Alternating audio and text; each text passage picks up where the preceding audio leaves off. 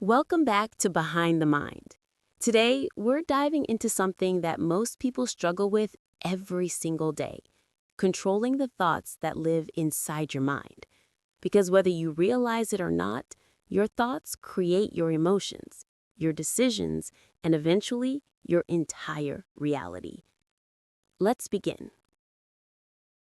Your mind is like a river. Thoughts constantly flow through it.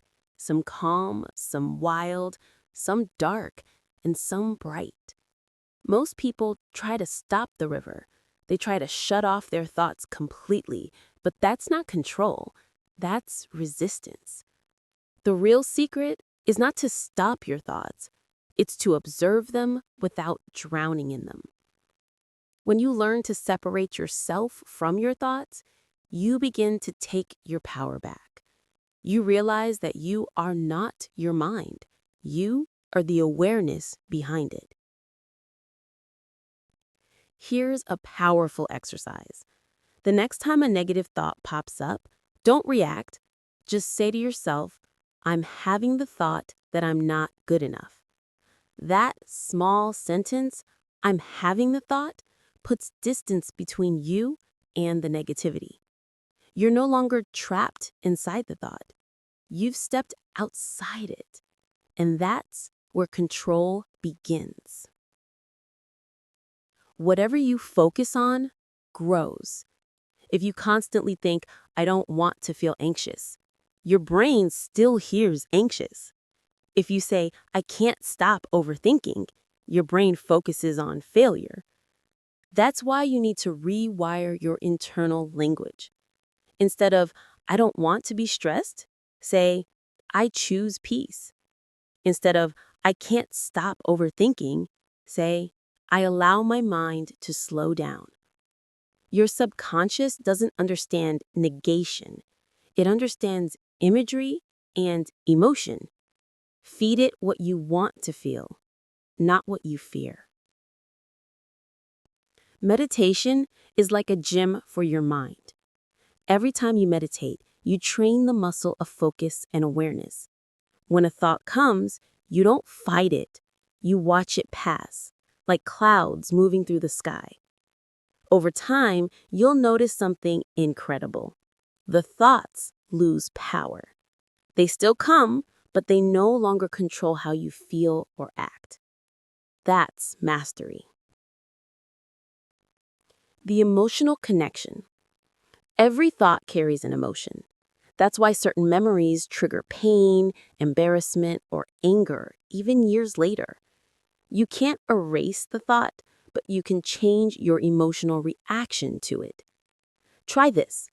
When a painful memory surfaces, take a deep breath and ask yourself, what is this moment trying to teach me? When you extract the lesson, you neutralize the emotion. The thought loses its charge. That's how you turn pain into wisdom. Guarding the input. Your mind is not just influenced by what's inside, it's shaped by what you feed it. Social media, gossip, negative people, chaotic environments, they all plant seeds in your subconscious. If you constantly consume chaos, your thoughts will reflect chaos. If you consume peace, discipline, and purpose, your mind will mirror those qualities too. Guard your input like your life depends on it, because in many ways, it does. Detachment, the ultimate form of control. Detachment doesn't mean you stop caring. It means you stop clinging. You stop letting every thought define who you are. When a thought says, you're failing, you simply smile and say, maybe, but that's just a thought. It passes. It always does. You realize that no thought is permanent. You are the sky. The thoughts are just passing weather. Replacing the pattern. You can't just remove negative thoughts. You must replace them with powerful ones. Every time you catch yourself thinking, I'm not enough, replace it with, I'm evolving every day. When your mind says, this will never work, replace it with, I'm learning what does. The mind follows repetition. What you tell it consistently, it starts to believe. And once it believes it, your entire world changes. Here's a simple 3-step daily mental practice to control your thoughts. Observe. Spend 5 minutes a day watching your thoughts without judgment. Redirect. When you catch a negative loop, shift to a neutral or positive one. Reinforce. End your day by affirming 3 truths you want your mind to adopt. Do this for 30 days, and your mental landscape will transform.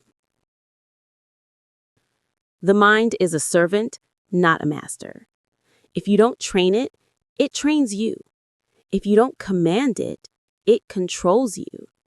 But once you learn to direct it, calmly, consistently, and with awareness, life begins to flow differently.